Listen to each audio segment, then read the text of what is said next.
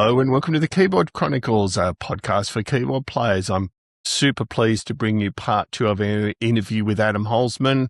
In this second part, we dive a lot more into Stephen Wilson, a little bit about Robin Ford. We talk about, you name it, his book that he's released, his amazing solo work, his collaborations with other artists, the Trifecta band. It's so hard to put across how much we get through. So yeah, I do hope you enjoy this second part, and I'll catch up with you at the end of the show. So you did go on during the 90s to form your own band, which became eventually known as, Brave New World, Adam Holzman and Brave New World. So tell us a little bit about why you decided to get that going. And obviously I want to sort of lead into some of your amazing solo output. Okay, well, just in a nutshell, I moved to New York in 1988. I moved to New York, and I wanted to put together a new band because the Fence had kind of disbanded at that point, and I was in New York at this and decided to do something fresh and different. So I put together a group called Mona Lisa Overdrive with bass player Steve Logan, who played with David Sanborn and Michael Franks and a bunch of other people, John Schofield, and some different guitar players, David Phelps, Jimmy Tunnell, some great drummers, Rodney Holmes, Van Romaine, and it was sort of more of a comedy-ish jazz rock band. Steve could sing a little bit, which was great. So we had a couple of funny songs called, like Dancing Chickens and Shaggy Dog and things like that. But then we would turn around and play some Schofield Blazing Fusion. It was a good album. We made an album called Overdrive.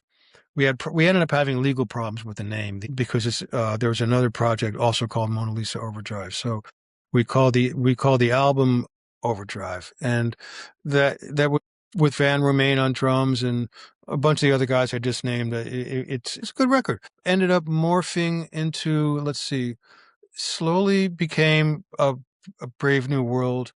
I forget. I think it was. It's too bad that Mona Lisa didn't get signed because it was at a time when record labels still could make a difference, and we were unique. I think we could have done pretty well. But anyway, I ended up drifting into something different. I wanted to get more towards something that was even more funk oriented, and I did a session where I met just when you hear his name, he's funky. His name is Juju House, and he was based out of DC, coming from the DC go-go scene, and he was very good friends with Miles's drummer Rick Wellman. So he came from a really deep groove concept that was really, for me, it hit the spot. And there's a bass player I've been playing with now for decades named Freddie Cash. His father was Fred Cash from the Impressions. Wow. So these guys, man, when it comes to a groove, it's ridiculous. And then I had a sax player for a long time, Aaron Hike. Lately, I've been playing with an Israeli guy named Ofer Asaf. And my wife Jane has been playing guitar for the last few years. Before that, we had Jimmy Tunnell. Wow. And for one gig, a week long at Sweet Bass, we had Wayne Krantz, who's great, and a few other people play guitar in Brave New World. But yeah, so Brave New World is still ongoing. The last record we did under that name is Spork, and that was around 2014. So since then, I met Stephen and did in 2011 and did that first tour with him, Grace for Drowning tour. And then I decided I wanted to do something different yet again. Yeah. And I ended up doing the record called Truth Decay, using a lot of the guys from Stephen's band, including Stephen. He played a guitar solo on there. And I think that's my last really carefully composed and produced record. Since Truth Decay, I did a live album with the band. Gene Lake on drums, killing, man. So that's Freddie Cash, Gene Lake, my wife Jane, and Ofer. It was the night before the lockdown occurred. We had a gig in town, and I called the club owner and I said, look, I just heard Broadway is all shut down. Are we on? He goes, well, if you want to do it, we'll do it. So what the hell? We decided we'd do it. Who knows when we'd be able to, what was going to happen after that. We just knew something big was coming. I'm talking about COVID for those of you out there who didn't follow my abrupt transition. So we played the gig, and at the end of the night, the sound engineer said, gave me a disc, and it was a multi-track file of the gig. So I had something I could actually work with, and the recording quality was good. So I released a record called The Last Gig. I don't know if this is more recent stuff. This should be pretty findable on the internet. And then as another product of the pandemic was I spent a long time messing around in here. There's a Mini Moog Voyager, old school. You see in the background there a Doepfer, small Doepfer system, and down over here, ARP 2600, which is a new toy actually. A bunch of other stuff, and I started tinkering around, and I did basically a solo album, which is the first time I've done something. There's some percussion and some horn on it, a few other instruments, but it's mostly all about the keyboards and the synthesizers. And I wanted to do sort of a old-fashioned keyboard wizard album, but with, a modern angle, a little bit more ambient, a little bit more jazzy. And this is Zombie Apocalypse, Adam, you're talking about now? Yeah. This is Zombie Apocalypse with an awesome cover by Hayo Mueller, who did the album covers for The Raven That Refused to Sing and The Overview. Yeah. So this is kind of where I'm at. It's such an amazing album. I need to say, Adam, I've listened to the album a number of times. I mean, I love it end to end. For some reason, my fave song's Let's Blow This Popsicle Stand, but I love the whole thing. It's amazing. So yeah, it would tell us about, as you said, it's probably not first, but one of your true solo albums. What itch does that scratch for you? It's obviously, it's a great album. Being stuck at home for 3-4 years, sort of forced the situation. What would happen is a lot of times the toys will tell you what's next. You familiar with the Moog DFAM? Yes. Yeah. The drummer from another mother. It's well, anyway, the DFAM opens up a whole other ball game, in my opinion, because I was searching for a way to do rhythms and percussion that wasn't the old typical percussion sounds that everyone is sick of, especially the sample anything. And this is it's an analog percussion synthesizer optimized for percussion sounds, but you can do such strange stuff, really twisted things. There's a couple examples. For example, there's a song on Stevens' album Harmony Codex called Beautiful Scarecrow, and there's a really weird warping kind of loop going through the whole thing. That's the DFAM. Sometimes I don't know how I arrive, but I'll plug a few things in and try a few things out, and without any preconceived idea, all of a sudden it's playing a groove or a rhythm or a pattern that seems to suggest a song. And then so from there, you start coming up with ideas for maybe chords or a little melody line, maybe blow over it. It just depends. So sometimes the electronics then will lead the way. There's also a few other things that are kind of different. Like I did pretty much a straightforward jazz tune on there called Elm by Richie Byrack, who unfortunately we just lost recently. Richie Byrack. That's too bad. He was a genius, and the song Elm is just a beautiful song. And so I did that. That's more of a straightforward piano thing. Let's see, we did, and then closed, because it was a pandemic oriented thing, closed the whole album off with a version of Peter Gabriel's Here Comes the Flood. Yeah.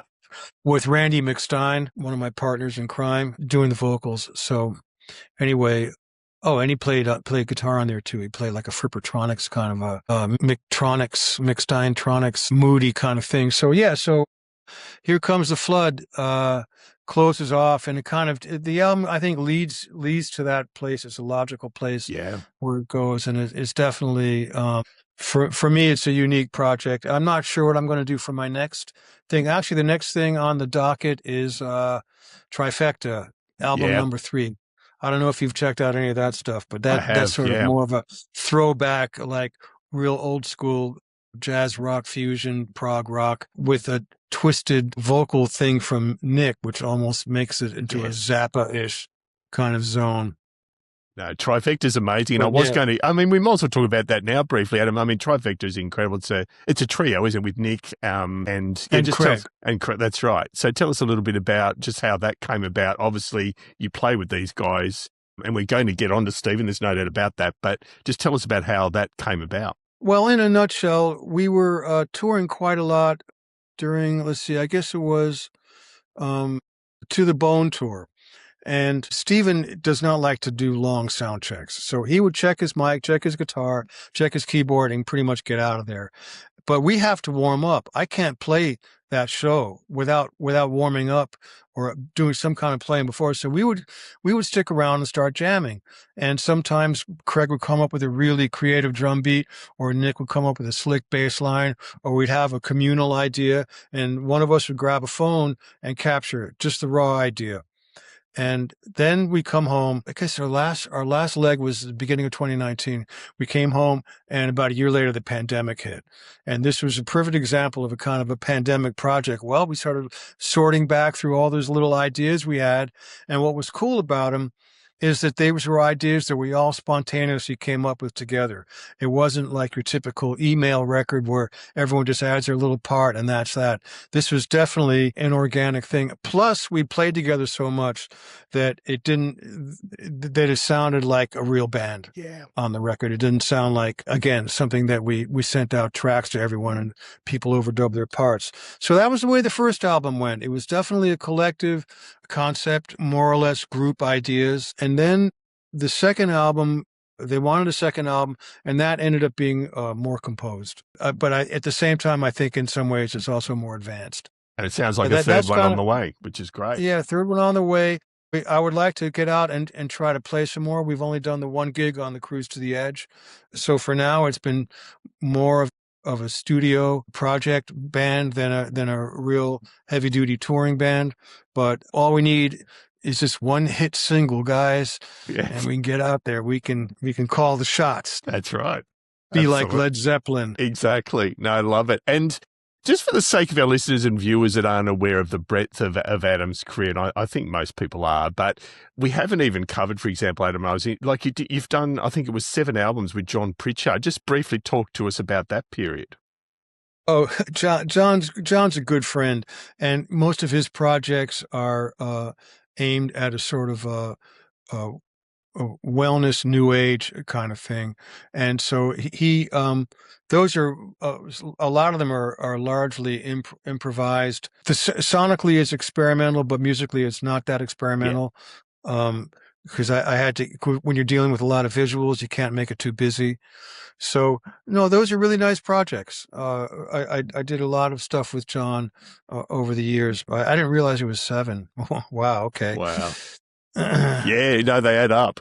And so, I mean, let's jump into Stephen. And so again, I mean, I'm embarrassed to admit, I think I mentioned this too when I saw you, Adam. We all have musical blind spots, and one of mine was Stephen Wilson. I had no idea of Stephen Wilson. I was broadly aware of Porcupine Tree. And then, obviously, when I saw he was touring, I had a friend recommend I go see him.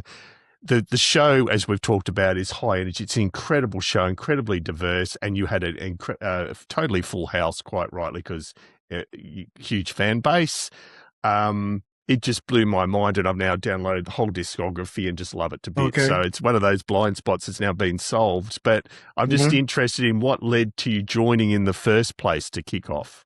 He was getting ready to do the Grace for Drowning tour, and there was another keyboard lined up for that tour. 3 weeks before the tour was supposed to begin, that other keyboard player bagged out. And so they went, I think they cast a wider net than they might normally, because I don't know if, being in the States and everything like that, I'm not in the same circle as those guys, but they were talking to a number of people, and Stephen's very good friends with Jordan Rudess. You know who Jordan is, of course. Yes, we've had Jordan on the show. Amazing. Yeah.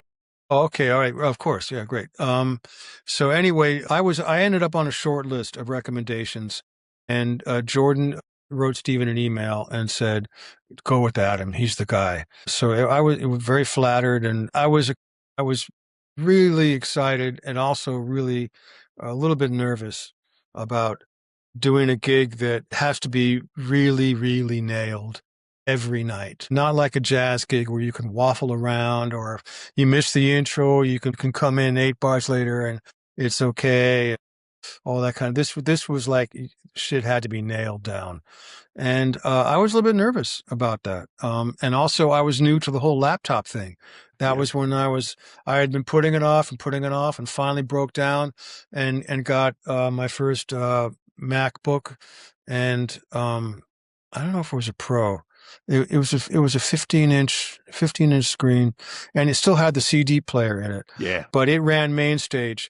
And what was nice is MainStage was, for me anyway, from my experience, was when the laptop thing actually started to sound really good. I think before then, a lot of laptops were not easy to work with. It would almost like you had to go into assembly code. And also Stephen had a library of Mellotron samples, which he gave to me. So I flew over to England. So yeah, I mean, Stephen was checking out a few other people. He ended up calling me, and we had a nice talk, and he was asking me he was worried I was into a lot of the cheesy digital sounds from the 80s because of my Miles background. And I assured him, no, I'm totally into, Fender Rhodes, piano, Hammond organ, mini Moog. And so I think he felt comfortable enough anyway. And so he hired me over the phone. I didn't have to do an audition or anything like that. And so, yeah, so I learned, at this point, I have to learn the music and learn how to use a laptop in about 2 weeks. Wow. But fortunately, the music is not as dense as the overview, for example. Yeah. But I mean, it was still pretty much involved, and some of the songs were quite long, especially Raider 2. I don't know if you're familiar with that one. And some beautiful stuff, Deformed to Form a Star, Remainder, The Black Dog, some great songs. We brought some of those back, actually, on the recent tour. So I had to learn all that music, and then jumped on a plane and flew to England and went to my first rehearsal, and everything seemed to fall in place. Marco Miniman on drums, who I'd already played with a number of times. We both worked at the same workshop in Austria and had some common ground with some other projects. So me and Marco kind of hit it off right away when we went into the rehearsal room, which was great. And yeah, it came together. The first tour was just great. I loved, because I was a huge Porcupine Tree fan. Yeah. Before I started playing with Steven. So I really kind of got it, the whole thing about this is special. This is a special high level gig. And what was interesting is a lot of the same promoters that put together shows for Miles were doing some of the Steven shows, especially in Europe. So I felt like I was in some ways kind of back home again, but and then the gig has, morphed over the years. We did the follow up to we did Raven, which was recorded the whole band live in the studio. Oh, and so was Hand Cannot Race, whole band live in the studio, old school. There was some overdubs. Some of the solos were overdubbed, but almost 90% is live. Then we did Hand Cannot Erase is the one that has my solo on it on the song Regret 9. Yes. Lots of people like that Moog solo. It's for a healthy, long, Moog solo. So, and I do want to ask you about that, Adam, as far as I was going to ask you explicitly about that, because it is one of those solos that's become iconic among Steven's fans and your fans. So how much of that was composed versus improvised in the studio, and how do you keep it fresh on tour? I mean, how pressured do you feel to keep it to the original? Well, I'll answer the second question first. On tour, I start off the same way I start off on the record. That way it isn't too jarring for people who are attached to the old version. And then for the second two choruses, I kind of do my own thing. That solo was one of the tracks that was overdubbed.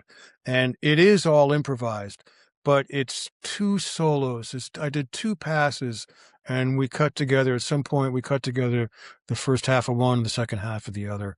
So one of the signature sounds about that solo that people ask me about is the synced lead. The oscillator 2 is synced to oscillator 1, which gives it that phasey kind of filtery sound, which is not the same thing. And I have that function programmed to, I don't have it set up now. Sorry. I have that But I function.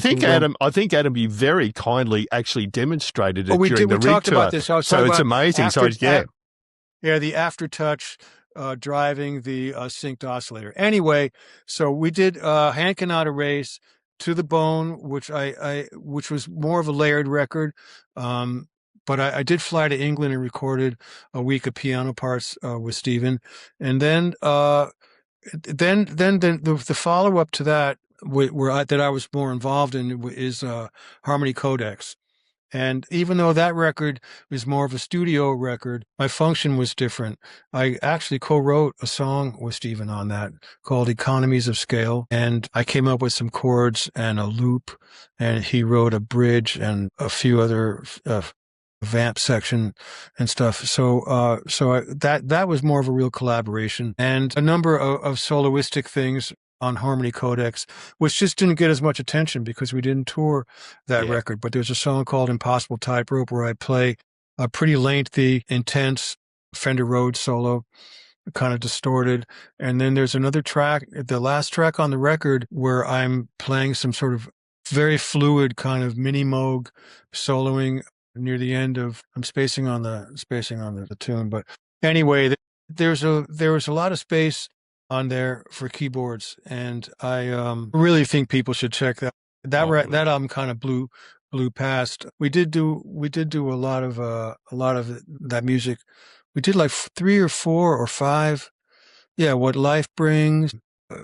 We did Impossible Tightrope. We did a bunch of stuff from Harmony Codex in addition to the overview stuff. But yeah, so Harmony Codex was Harmony Codex and Hand Cannot Erase and maybe Raven are the ones that I'm more. Well, because you raise a good point, Adam, because your role as a keyboardist has changed as the music's moved through those different periods. I mean, there's a lot of guitar heavy music in there. There's a lot of atmospheric stuff. So does that help keep it fresh for you? That there's just so much diversity across those albums.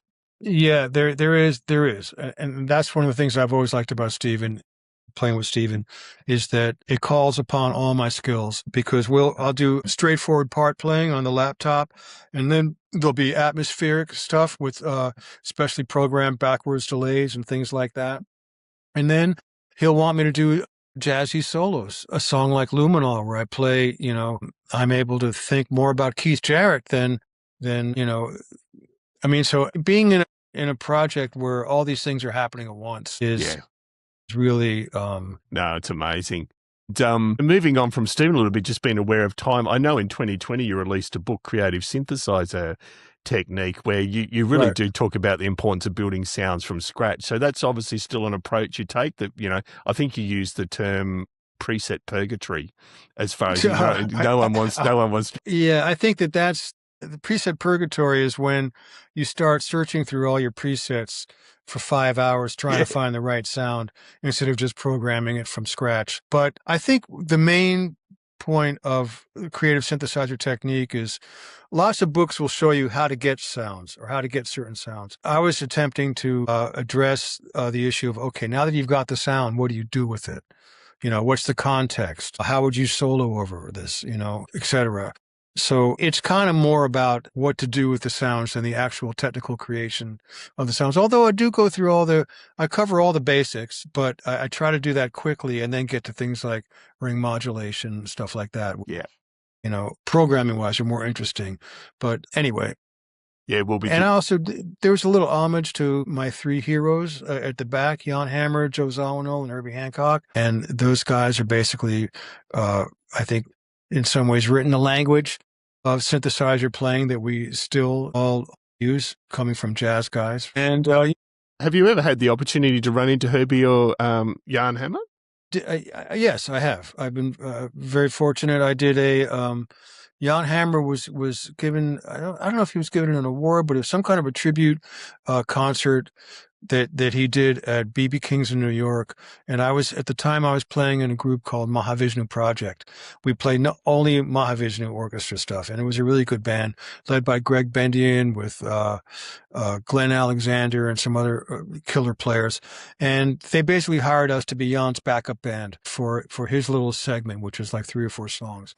So I had a chance to actually perform one gig with Jan. It was a short set, but the best part was the rehearsal the day before. Yeah.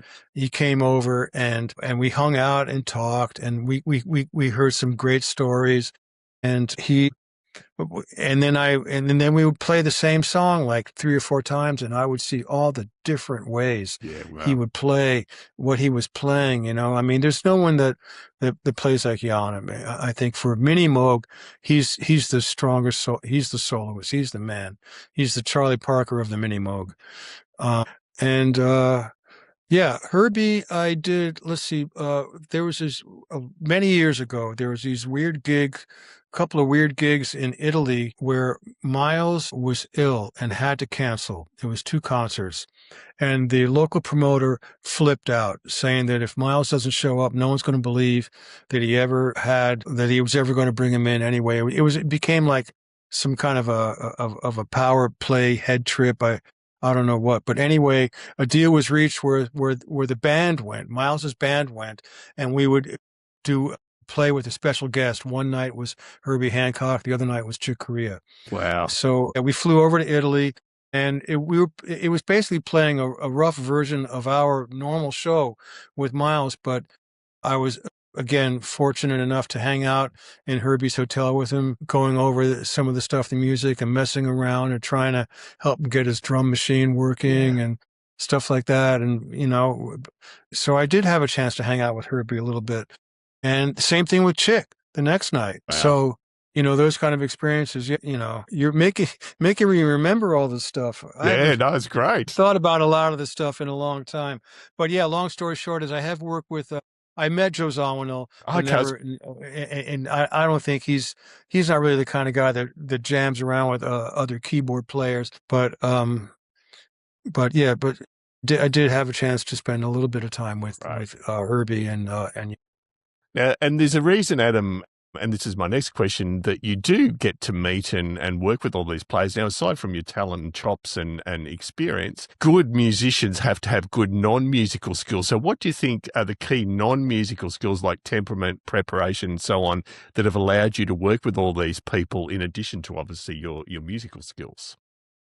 Well, I don't know if it's what helped me get or keep a gig, but I mean, number one thing is learn the music, because so that you want to make the impression right away that the band leader doesn't have to worry about that, because that's what band leaders will worry about the most. Yeah, and be easy to get along with, be reasonable. Sometimes you got to stick up for yourself or stick to your guns, but you have to be amenable. You have to be agreeable. If you're easy to work with, people, and you're good, people will always hire you back. That's right. Exactly. No, perfectly put. We're on to our last 2 questions, Adam, and the one is our train wreck question. So is there a time where something's gone spectacularly wrong that you can look back upon and laugh now? Yeah, I could think of a few, but there's one.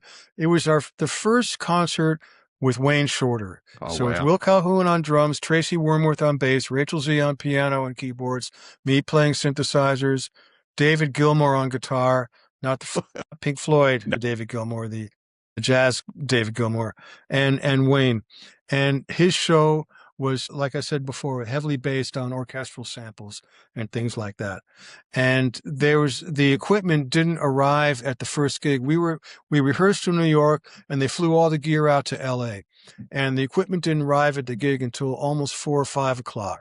And so the crew, who was great, were scrambling unbelievably to get to throw the show together. They plugged all my samplers and synthesizers into one of these babies, and then ran the cable right underneath the conga player. We had a percussionist too. And so it kept, and not only it wasn't even taped to the floor, it was just kind of like that. So we were reading on that gig, which is probably not the greatest thing to admit, and some of Wayne's charts were 18 pages long. Yeah. It would be these incredibly complicated passages, and then they would change keys like 4 different times. And so trying to navigate this music, and I keep losing the Kurzweil. and the other samplers. It keeps, and it took us about a song and a half to realize it was the percussionist that kept kicking the chord out. Yeah. And I'm trying to get the disc, like, putting the disc in and trying to load it up while all this music is blowing past. That was definitely, I don't know if I look if I No. look back on that and laugh so much, actually, No. now that I think about it, but it definitely got off on the wrong foot, Yeah. which was really a bummer. It really would have been so nice if that first gig we didn't have to fight. It was already difficult enough just to play his music, Yeah. just to get through the song, and to have that kind of a problem where my samplers. It was really, I guess this is very much of an 80s or 90s kind of problem. I just had to just kept losing all my sounds, and to put him back, man, I had to take my eye off the ball with the music. So anyway, no, amazing example. Thank you. That was that's one of the ones that come to mind. Here, I'll tell you a funny story. Just to counteract it. A Miles story. This is one I like to tell. We used to hang around airports a lot, and very often guys in the band had to take a Sony Walkman and had some ideas that they'd been working on at home, and they wanted to play them for Miles. And at this point, Miles is bored. He's just hanging out. So he would check out other people's ideas. And so one day I had a cool little tune I'd been working on at home. It ended up on a Fence album called Back in the Saddle. Anyway, it was a pretty cool groove riff, whatever. And I played it for Miles, and he said, "Do you have any gum?" So I didn't know quite how to respond to that. I think I scrounged around and got him a piece of gum, and that was the end of it. 3 weeks later, we're home from the tour. 8:00 in the morning, my phone rings. "All right, motherfucker, play me your song." That's gold.